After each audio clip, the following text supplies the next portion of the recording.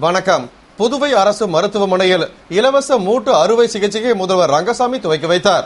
புதுவை அரசு மருத்துவமனையில் சென்னை அப்போலோ மருத்துவமனை மூட்டு மாற்று அறுவை சிகிச்சை நிபுணர் டாக்டர் மதன் மோகன் ரெட்டி தலைமையிலான குழு மூட்டு மாற்று இணைப்பு அறுவை சிகிச்சையை இலவசமாக அளிக்க முன்வந்தது. அதற்கான ஒப்பந்தம் கடந்த 9ஆம் தேதி கையெழுத்திடப்பட்டதை அடுத்து மருத்துவ குழுவினர் புதுவை வந்து அறுவை சிகிச்சைக்கான நோயாளிகளை தேர்வு செய்தனர். அதன்படி அரசு மருத்துவமனையில் நடந்த அறுவை சிகிச்சை பணியினை முதல்வர் ரங்கசாமி துவக்கி வைத்தார். சுகாதாரத்துறை இயக்குநர் ராமன் முன்னிலையில் நடைபெற்ற அறுவை சிகிச்சையை டாக்டர் மதன் மோகன் ரெட்டி தலைமையில் 6 பேர் கொண்ட குழுவும் புதுவை முடநீக்கியல் நிபுணர் டாக்டர் நந்தகோபால் மற்றும் மருத்துவர்கள் இணைந்து மேற்கொண்டனர்.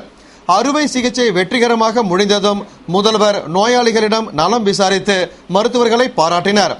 இதுபோன்று மாதத்திற்கு 10 பேருக்கு மூட்டு மாற்று சிகிச்சை செய்யப்படும் என்று மருத்துவர்கள் தெரிவித்தனர். புதுவை நீதிமன்றத்தில் நடந்த தேசிய மக்கள் நீதிமன்றத்தில் ஒரே நாளில் 10,000 வழக்குகளுக்கு தீர்வு காணப்பட்டது. நாடு முழுவதும் முடிவுக்கு வராமல் உள்ள பல லட்ச வழக்குகளுக்கு முடிவு காண உச்சநீதிமன்றம் உத்தரவிட்டதை அடுத்து நாடு முழுவதும் இன்று மக்கள் நீதிமன்ற நிகழ்ச்சி நடந்தது. அதன்படி புதுவை நீதிமன்றத்தில் மாநில சட்டப்பணிகள் ஆணையம் சார்பில் நடந்த தேசிய மக்கள் நீதிமன்ற நிகழ்ச்சிக்கு தலைமை நீதிபதி முருகன் தலைமை தாங்கினார் மற்றும் ஆணைய உறுப்பினர் செயலாளர் நல்லதம்பி முன்னிலை வகித்தார். 13 நீதிமன்றங்களை சேர்ந்த நீதிபதிகள் வழக்கறிஞர்கள் கலந்து கொண்ட நிகழ்ச்சியில் சமரசம் செய்யக்கூடிய வழக்குகளான மோட்டார் வாகன வழக்கு, சிவில் வழக்கு, சாலை மறியல், உருவ பொம்மை எரிப்பு, முற்றுகை உள்ளிட்ட வழக்குகளில் வாதி பிரதிவாதிகள் ஆஜரானார்கள்.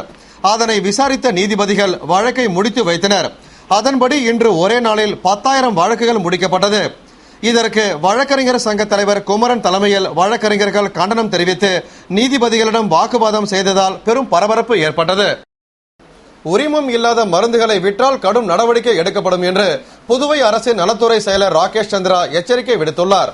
இதுகுறித்து புதுவை சுகாதாரத்துறை செயலர் ராகேஷ் சந்திரா கூறுகையில், புதுவை மாநிலத்தில் 105 மருந்து தயாரிக்கும் நிறுவனங்களும் 65 மொத்த மருந்து விற்பனையகமும் 650 சில்லறை மருந்து கடைகளும் செயல்பட்டு வரும் நிலையில் இந்திய அரசால் அனுமதிக்கப்படாத பல மருந்து பொருட்கள் சந்தையில் கிடைக்கிறது என்றும் இந்த மருந்து பொருட்கள் அவற்றின் பாதுகாப்பு மற்றும் திறன் குறித்து பரிசோதிக்கப்படாதவை என்பதால் நோயாளிகளுக்கு ஆபத்தை ஏற்படுத்தும் என்றும் மத்திய அரசு புதுவை சுகாதாரத்துறைக்கு தெரிவித்துள்ளதாக கூறிய அவர், தொடர்ந்து இந்தியாவில் அனுமதிக்கப்பட்டுள்ள மருந்துகள் அனைத்தும் இந்திய அரசின் www.cdsco.nic.in என்ற இணையதளத்தில் பட்டியலிடப்பட்டு பதிவேற்றம் செய்யப்பட்டுள்ளன என்றும் அவை யாவும் இந்திய தலைமை கட்டுப்பாட்டு அமைப்பால் ஒப்புதல் அளிக்கப்பட்டவை என்றும், எனவே பட்டியலில் உள்ள மருந்துகள் தவிர சட்டமுரணாக தயாரிக்கப்பட்ட அனுமதி அளிக்கப்படாத மருந்துகளை தயாரிக்கவோ அல்லது விற்பனை செய்யவோ கொள்முதல் செய்யவோ இருப்பு வைக்கவோ அனுமதி இல்லை என்றும் மொத்த மருந்து விற்பனையாளர்களுக்கும்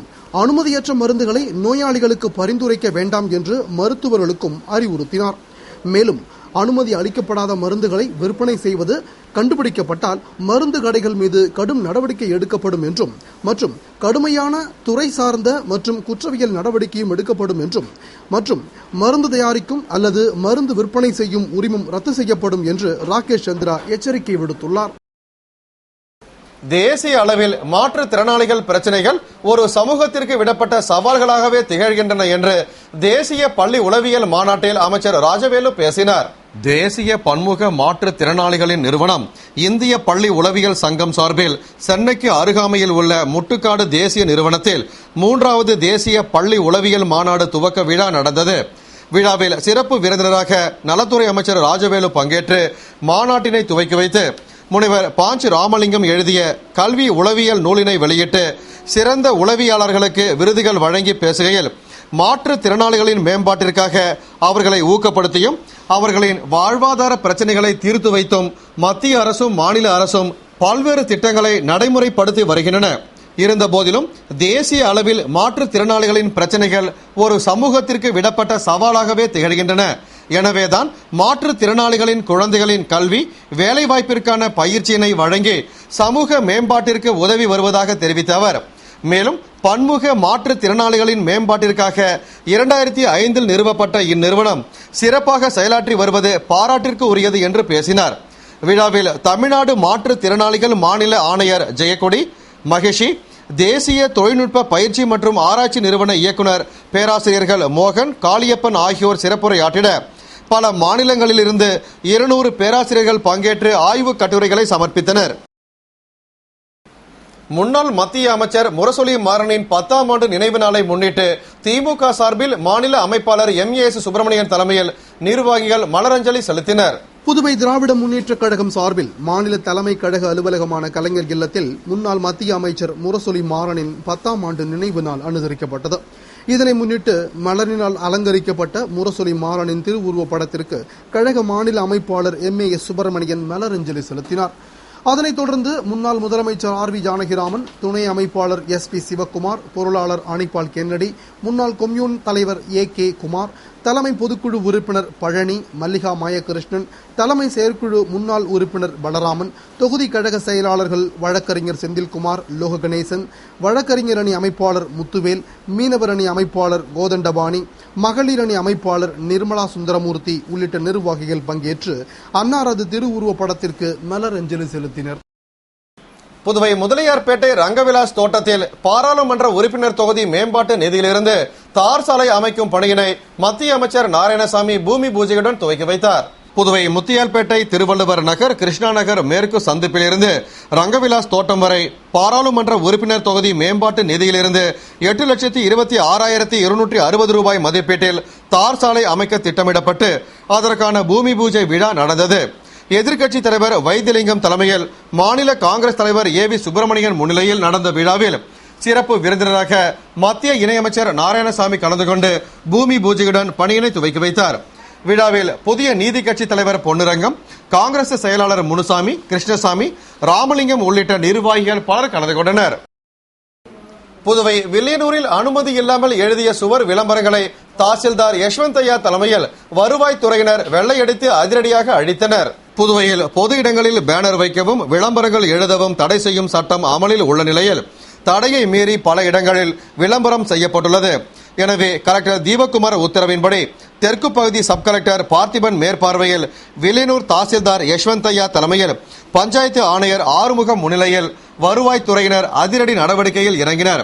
அதன்படி அரும்பார்த்தபுரம் ரயில்வே கேட் அருகில் மதகடிப்பட்டு வரை புதுவை விழுப்புரம் தேசிய நெடுஞ்சாலையில் உள்ள அரசு மற்றும் தனியார் சுவர்களில் எழுதியுள்ள விளம்பரங்களை வெள்ளை அடித்து அழித்தனர் மற்றும் பேனர்களை அகற்றினர்.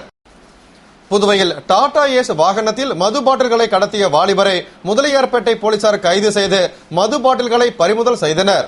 புதுவை முதலியார்பேட்டை காவல் சரகத்திற்குட்பட்ட 100 அடி சாலையில் தெற்கு SP பைரவசாமி உத்தரவின்படி ஆய்வாளர் அங்கப்பன், பயிற்சி SP வம்சிதர் ரெட்டி தலைமையில் முதலியார்பேட்டை போலீசார் வாகன சோதனையில் ஈடுபட்டிருந்தனர். அப்போது அவ்வழியாக வந்த டாடா ஏஸ் வாகனத்தை நிறுத்தி சோதனை செய்தபோது அதில் 7 பெட்டிகளில் 70 மது பாட்டில்கள் இருந்தது. மேலும் அதனை கொண்டு செல்வதற்கு எவ்வித ஆவணங்களும் இல்லாததால் அவற்றை தமிழ்நாட்டிற்கு கடத்துவது தெரியவந்தது.